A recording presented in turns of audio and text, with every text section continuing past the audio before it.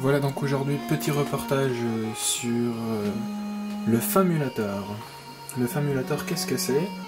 En France on n'en a pas trop entendu parler en fait, hein. C'est cette petite console qui émule des jeunesses, des jeux Famicom. Voilà donc c'est minuscule, c'est vraiment ça tient dans la main comme ça. Il y a Zelda 1 qui tourne. Et donc vous voyez à côté de la PlayStation 2 qui est assez imposante, vraiment ce petit Famulator c'est minuscule. Donc en fait, qu'est-ce que c'est concrètement? Donc c'est comme une console, ça se branche directement sur la télé, donc il y a bouton power, reset, 2 slots manettes. La manette c'est celle-ci. Donc c'est comme une manette Famicom, hein, sauf qu'il y a 2 fois un bouton A, 2 fois le bouton B. Et en fait c'est tout fin. Vous voyez, cette manette elle est vraiment minuscule. Et donc voilà. Et donc en fait elle coûte, cette petite console, c'est un peu un émulateur quand même, bon. Cette petite console, voilà, donc ça c'est le packaging, hein, la boîte, Famulator. Et elle coûte la modique somme de 3500 yens, je crois, quelque chose comme ça, 3600. Ce qui fait en gros même pas 20 euros, quoi. 15-20 euros. Voilà, donc pour 15-20 euros, vous avez la possibilité de jouer à tous les jeunesses sur une petite console miniature, toute neuve surtout, parce que en fait l'intérêt est bien là, c'est que la plupart des NES elles sont déjà bien... Il y en a pas mal qui sont mortes, quoi, qui fonctionnent plus, et donc je pense que l'éditeur qui a créé ça, il avait en tête de faire un petit appareil pour remédier à ce problème, quoi, pour que tout le monde puisse jouer à la NES sans aucun problème.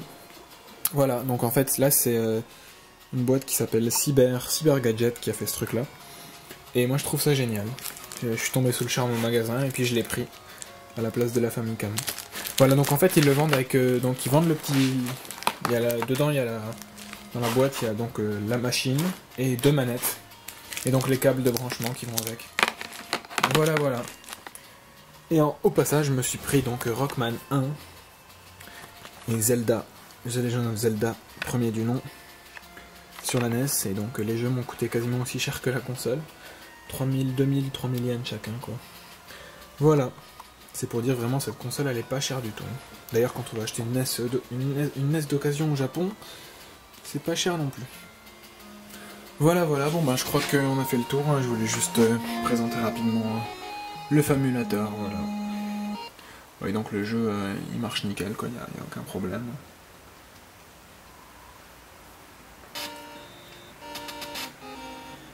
Ça fait toujours plaisir de revoir le Zelda original. Donc en fait, j'ai oublié de préciser un petit truc, c'est que apparemment quasiment tous les jeunesses sont...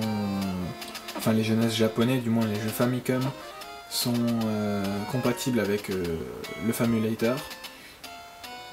Donc il y a une liste apparemment sur internet, j'ai vu sur le site de l'éditeur du Famulator, quoi, il y a une liste de jeux, et donc c'est précisé lesquels tournent et lesquels ne tournent pas sur la machine. Mais apparemment, bon, tous les gros titres, en principe, il n'y a aucun problème pour les faire tourner, quoi. C'est pas évident de jouer à une seule main. Voilà. Bon ben voilà, c'était juste un petit reportage sur le Famulator, quoi. Salut!